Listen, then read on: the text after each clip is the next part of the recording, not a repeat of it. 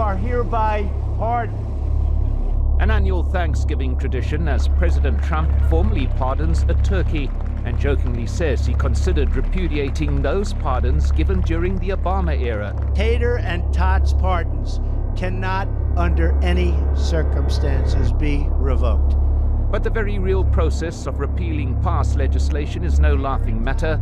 The latest move against rules guaranteeing what is called net neutrality, put in place by the Obama administration in 2015.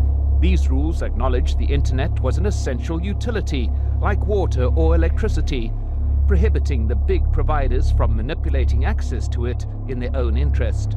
For example, Verizon deliberately slowed down Netflix to promote its own content providers until it was stopped by the FCC, a body that may now reverse that decision. Broadband internet providers should not be allowed to pick and choose which pieces of the internet they want to deliver to your house, or who gets to reach your computer faster than who else. Imagine paying for a premium version of Facebook or a premium version of YouTube. All of the stuff that we kind of whip out our phones and tablets and laptops and just kind of take for granted as free services are either going to get worse or more expensive or both without net neutrality. The FCC chair, Ajit Pai, argues that removing the restrictions would create a more competitive environment in which consumers could demand greater transparency by providers in choosing a plan that's best for them. The decision to go ahead will be taken by simple majority at an FCC meeting in mid-December. The board, put together in recent months, consists of 3 Republicans and 2 Democrats. The vote's expected to go along party lines, 3 in favor and 2 against. And while it won't rescind pardons for turkeys, the Trump administration has the power and intent to pass a death sentence on the Obama-era concept of unfettered individual access to the internet.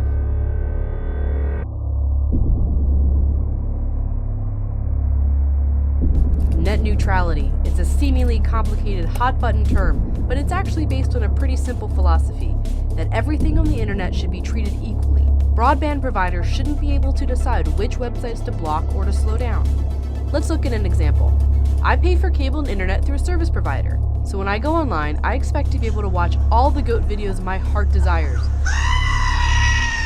And when I go on Netflix, I expect to be able to binge House of Cards without any interruptions in service. But without net neutrality, there's nothing stopping my service provider from simply blocking websites or slowing down the streaming speeds of websites, like Netflix.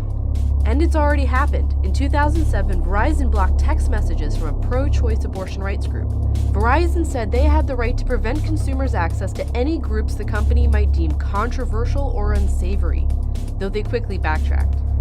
And just last year, Comcast slowed Netflix's streaming speeds until Netflix paid for smoother streaming. Netflix accounts for more than 30% of internet streaming, and Comcast believed that they should be accountable for some of the infrastructure upgrade costs. In February, when Netflix paid up, speeds went back up, as you can see here in the red line.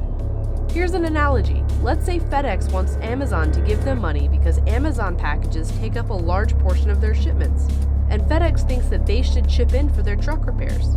To pressure Amazon, FedEx slows down their delivery time, but the consumer is the one who paid for the 2-day shipping in the first place, and the consumer is the one hurt by having her packages delayed. The FCC wants to establish clear rules to make sure that broadband providers can't do this. They plan to define the internet providers as common carriers under Title II of the Communications Act. Companies regulated under Title II can't discriminate what services they're providing to the consumer. It's why FedEx can't discriminate against Amazon deliveries. Democrats and President Obama strongly support these regulations.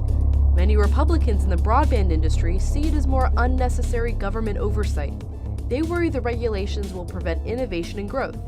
The thinking goes, if AT&T and Comcast are required to let anyone use their lines for free, why would they spend billions of dollars building them in the first place?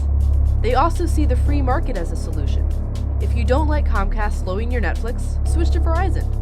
The sticking point there is the majority of American consumers currently only have one provider of high-speed internet service to choose from. The debate will likely continue after the FCC rules on this February 26th. Well, this week, an FCC hearing here in D.C. got a little out of control as 2 protesters disrupted. Commissioner Pai, can't you see?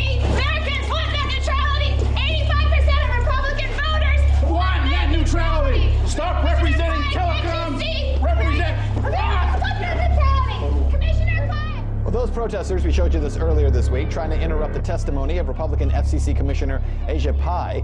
Pai says that the Obama administration's attempt to regulate the internet as a public utility is bad for the web. Tonight, he'll be the guest on Politicking with Larry King. Here's a preview. But many consumer activists, they side with Google, Facebook, Netflix, and Amazon, all of whom support net neutrality. How do you explain that? Well, I'm an avid consumer of all those services. What I can tell you, both as a consumer and as a commissioner, is that I want a free and open internet. Most people do. And over the past couple of decades, the internet has been exactly that. In fact, what is striking about this 332-page document is that nowhere does the FCC identify any harms that have occurred. There's no actual problem that's identified here that needs to be solved. There's a lot of talk about hypotheticals. And in my view, if the internet has been a bipartisan success story for the past 2 decades, we should preserve that and build on that and give people more broadband options, not try to solve a regulatory problem that simply doesn't exist.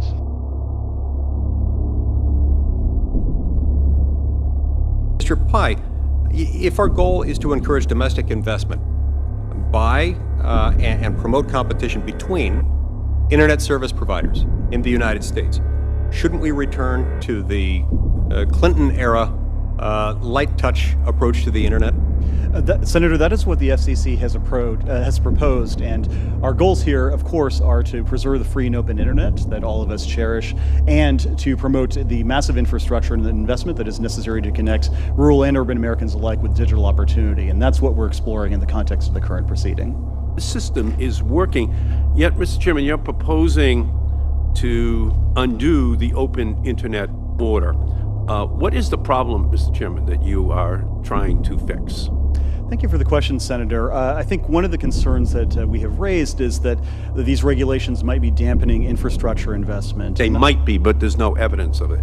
Well, there has been evidence raised, and that's part of the reason why we are testing this proposition in the context of the notice of proposed rulemaking. Some had suggested the FCC should simply issue a declaratory ruling saying that the facts in the law are so, and that's the way it's going to be, but we wanted to test this proposition in an open and public process.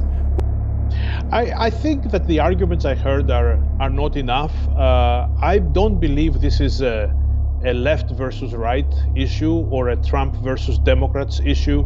I think that network neutrality helps, benefits not only consumers, but the vast majority of businesses. Net neutrality does not benefit the telecom providers, the cable providers, but it does benefit everybody else in business. Now, what the telecom companies and the cable companies want is to collect money from people who are sending you information, like people like Amazon or Microsoft, and reorder it if Microsoft or Amazon pays them money. So if Amazon pays them money, its information is going to come to you first. If Microsoft pays them money, Microsoft's information is going to come first. The big internet and telecom companies, well, I should say the big telecom and wireless companies, that's AT&T, that's Verizon, that's Comcast, T-Mobile and Sprint, at least on the edges of that, seem to be apparent winners. The losers, big users of broadband, Netflix, Facebook, Google, gaming companies like Activision. The battle over net neutrality is back in the spotlight this week as the FCC prepares to vote on loosening regulations. Many on the left are up in arms, but a new poll this morning reveals that 51% of Americans believe the internet should not be regulated by the government. Yeah, one of the last free spaces on earth. So why are leftist groups protesting the chairman in his own neighborhood, in his backyard, in his front yard, with more protests planned outside his home today? The chairman of the Federal Communications Commission, the FCC, Ajit Pai, joins us now. Mr. Chairman, thank you very much for joining us this morning.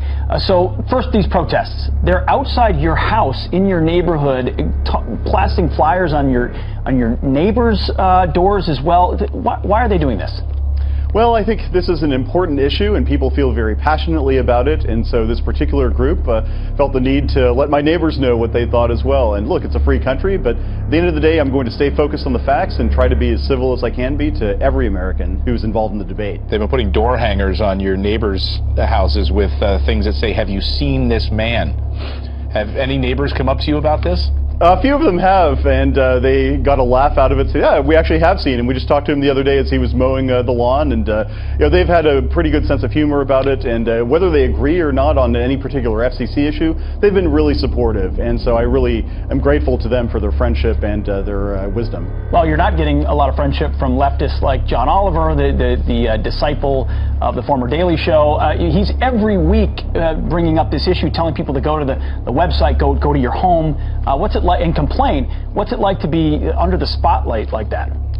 It's a change of pace, to be sure, but at the end of the day, I really want to make sure that every American who has an interest in this issue has his or her say, and that's the basic purpose of the FCC, is to open a public conversation, and if they want to participate in the conversation, we're more than happy to engage them. Well, it seems like the left, and not necessarily just those on the left, but small business owners and others have kind of maybe owned this conversation and forcing maybe the right to play defense on this. Their argument is that, hey, if there's a small store, a small business, up against some big business, they should have an equal right to internet access, just like the big business does, so that their speeds aren't slower, they have access to the same things. How do you battle, are you up against that argument, and is that a fair assessment? Well, I think the basic framing of this issue is wrong. The essential question is, how do you want the internet to be governed? Do you want it to be heavily regulated by government lawyers as a slow-moving utility, or do you want light touch regulations so that we get more investment in the networks, more innovation online, more consumers benefiting from the digital economy? I tend to take the latter view, as did President Clinton, as did President Bush, as did President Obama during the first 6 years of his tenure. And so all we're proposing to do is return to that light touch, market-based regulation that has served consumers across the country so well for almost 20 years. If you had a situation where, here's the argument, right, that you have, for instance, Comcast, which owns Hulu, which owns NBC, right, and one night you're surfing through the internet and you want to watch Hulu and it loads like that because Comcast owns it and it makes it fast. You want to jump over to Netflix, they don't own it, it's slow. If something like that were to happen, where would the FCC come down? Two different points. First and foremost, that does not happen, has not happened in the digital economy that we've had. Second of all, if it did happen, if we saw an example of any kind of anti-competitive conduct, that is squarely something that the antitrust authorities at the Federal Trade Commission or the Justice Department are empowered to take action on. And that's the last thing we want to see, of course, is anti-competitive conduct. Sure, and of course in a capitalist country you can change the channel or go to a different service if you want to in a free economy. Correct.